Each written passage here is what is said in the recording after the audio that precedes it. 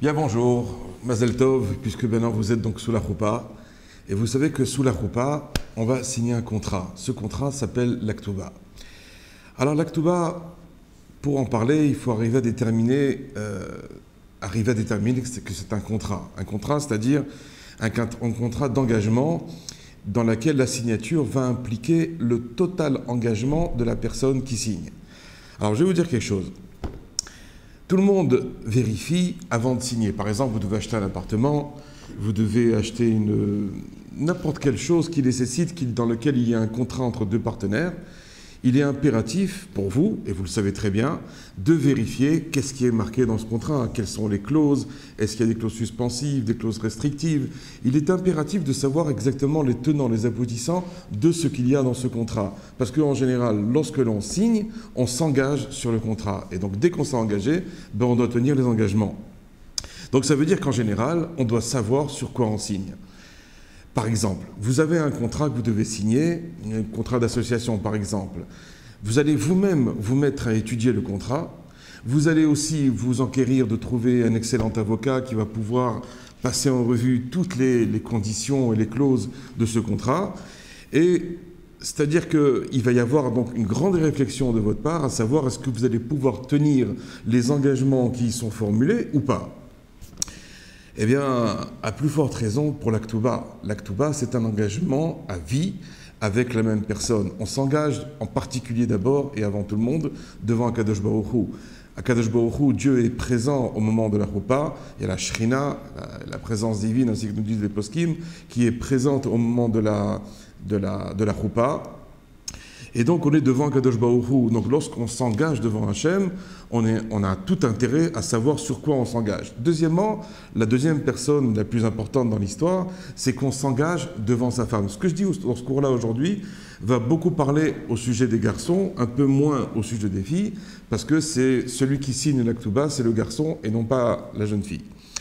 Donc en tout cas, l'Aktuba est un engagement donc devant Hachem, devant sa future femme, et puis, naturellement, devant toute l'assistance, il y a les rabbanim qui sont présents, il y a la famille qui est présente, son père, sa mère, son beau-père, sa belle-mère, etc. Donc ça veut dire qu'on s'engage devant un nombre de personnes impressionnant. Et donc, lorsque un homme va connaître véritablement ses obligations, dans sa vie future, maritale et conjugale, ça va lui éviter beaucoup de problèmes. Beaucoup de souffrances viennent du fait que les khatanim ne savent pas exactement dans quoi ils s'engagent et quelles vont être leurs obligations. Et le problème, c'est que dans le ciel, on est très macpide, on est très pointilleux sur quelqu'un qui s'est engagé devant Dieu, devant sa femme, devant les hommes, devant les rabbanim, devant la famille, et qui ne tient pas ses promesses. Tu as signé devant Dieu, tu as signé devant les hommes, tu es obligé de te tenir à ce que tu as signé. Et donc, c'est l'importance, en l'occurrence, d'étudier l'Aktuba pour connaître, pour savoir où se situent les engagements de la personne. Et on va voir, d'ailleurs, je vais vous lire l'Aktuba, on va la traduire ensemble, on va essayer de la comprendre ensemble pour savoir justement ce qu'il y a à l'intérieur. On va voir que les Chachamim ont mis beaucoup d'allusions dans l'Aktuba telle qu'elle a été rédigée. Et en vérité, lorsqu'on va étudier maintenant l'Aktuba ensemble, ça va nous donner d'excellents conseils justement pour arriver à déterminer comment réussir sa vie conjugale et comment avoir un shalom bayit au sens plein du terme.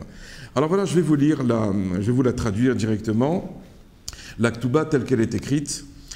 Donc d'abord on précise la date est impérative. Sachez que s'il y a la moindre rature sur une Ktuba, elle est plus cachère. Donc, on détermine la date, la ville, l'endroit, si c'est Jérusalem ou si c'est Paris, peu importe. Et donc, nous disons la chose suivante, Anu edim echa chatan amar la kala, nous sommes témoins comment le chatan a dit envers la kala, Iyeli leisha kedat Moshe ve Israël, tu seras pour moi femme, ainsi que le stipule la loi de Moshe d'Israël. Ve'ani, et là c'est très important, ce sont donc les premiers mots dans lesquels va s'engager le khatan en question, Vani beratson ubisiata dishmaya, et avec l'aide du ciel, ça veut dire qu'on ne peut rien faire, aucun engagement de ce type, surtout dans ce qui concerne le mariage, s'il n'y a pas l'aide du ciel, l'aide d'Akadosh Baruch Hu dans notre entreprise. Et donc, qu'est-ce qui va s'engager ce cher khatan? À Avod. La première chose qu'il doit faire, c'est s'engager à travailler, et on va revenir dans le prochain cours que vous verrez sur qui aura pour qui aura pour thème, je l'ai appelé les secrets de la Ketouba révélée. Donc dans le prochain cours qui portera ce titre-là, on parlera beaucoup plus en question de l'histoire du travail. Donc à Avod, je m'engage donc à travailler. Va Chabed, je m'engage donc aussi à l'honorer. Ça aussi, ce sera dans le prochain cours. Va Azoun, je m'engage aussi à la nourrir. À Farnès, je m'engage aussi à m'occuper d'elle, à l'entretenir. Va Chalkel, à la soigner. Va Tapel, je vais m'occuper d'elle. Va Albishotach, et je vais donc l'habiller. Kemishpat Agvarim Ayehudim, ainsi que le veut la loi des hommes juifs. Chez Ovdim, qui travaillent, Mechabdim, Bezanim, et qui donc travaillent, honorent et nourrissent et entretiennent, ou Mechalkim, ou Metaplim, ou Malbishim, Etneshem Behemet, et qui font donc tout cela, c'est-à-dire qui habillent leurs femmes d'une manière sincère et véritable, sans aucun désir d'être mitramek, ça veut dire de s'échapper à son véritable devoir. Donc vous voyez que les engagements du Khatan sont très sérieux et sont marqués noir sur blanc.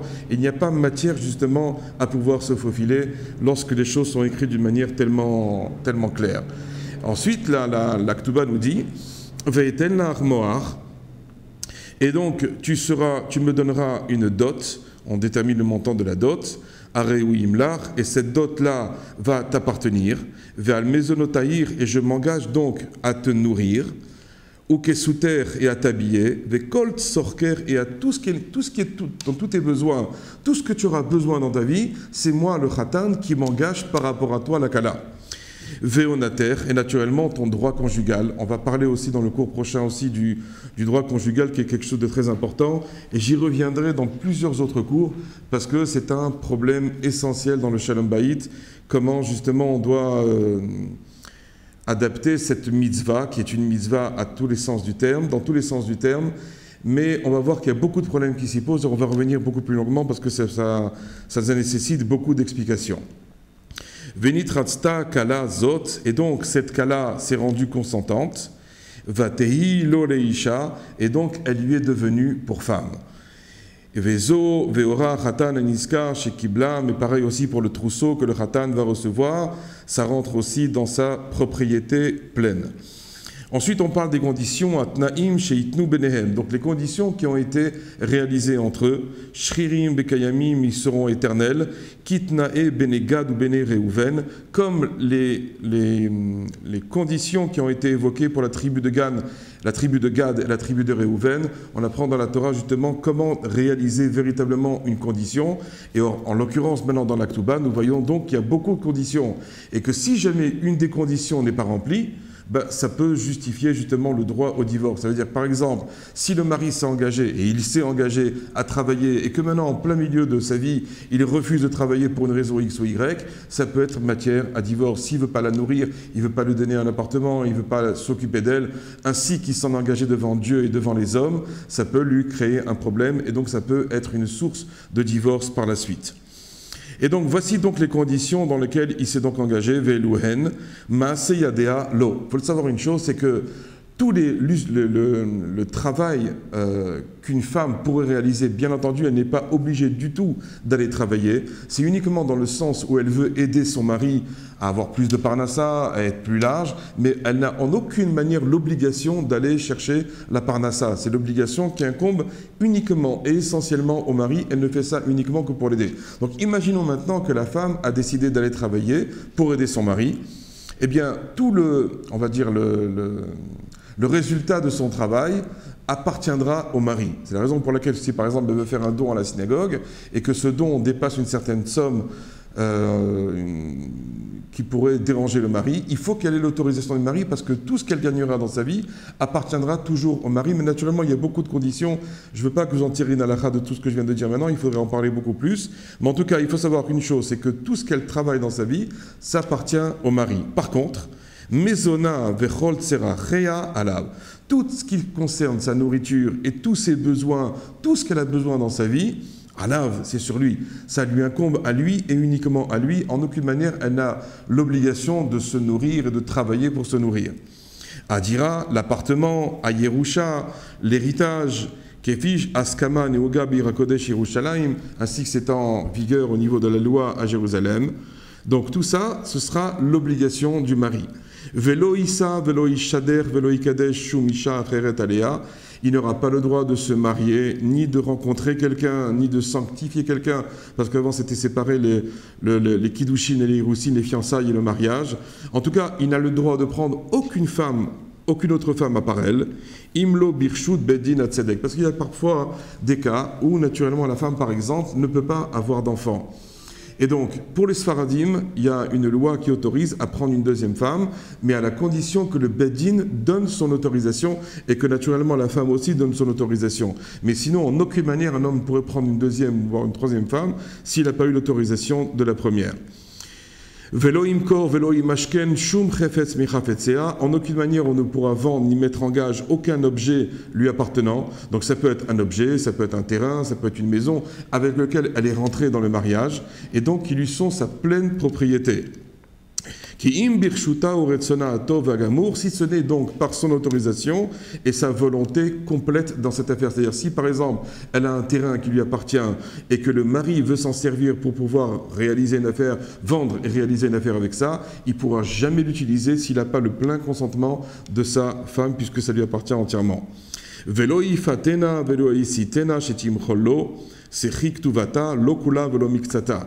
Et donc il ne pourra pas ni la séduire, ni la pousser à ce qu'elle lui accepte de ne pas lui donner donc son montant de l'aktuba tel qu'il a été cité auparavant, ni en totalité, ni en partie. Velo shumtnai mitnae aktuba, et en aucune condition, des conditions qui ont été émises dans l'aktuba. Ça veut dire qu'elle a un droit, cette aktuba, c'est son droit, ses terrains, c'est sa propriété, ce sont des droits qu'elle a, et en aucune manière le mari pourra venir et transformer ses droits. Si maintenant, par exemple, elle est d'accord de dire, voilà, ok, tu m'avais donné une ktuba dans laquelle il y a 100 000 euros ou 200 000 euros, je suis prêt à passer outre, cette mechila, le fait de passer outre là-dessus, sera nul, sera caduque et non avenu, ok, d'avoir chez un bon mamash, et comme quelque chose qui n'aurait aucune base, ni aucune autre chose.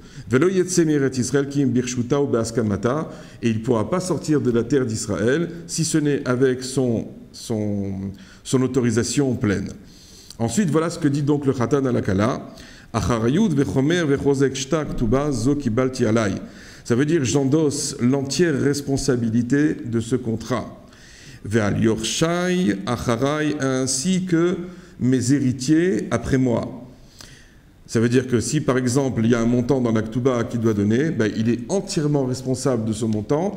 Et si jamais il n'est plus là, ce seront donc ses héritiers qui endosseront la responsabilité de payer donc à la mariée ce qu'elle a le droit.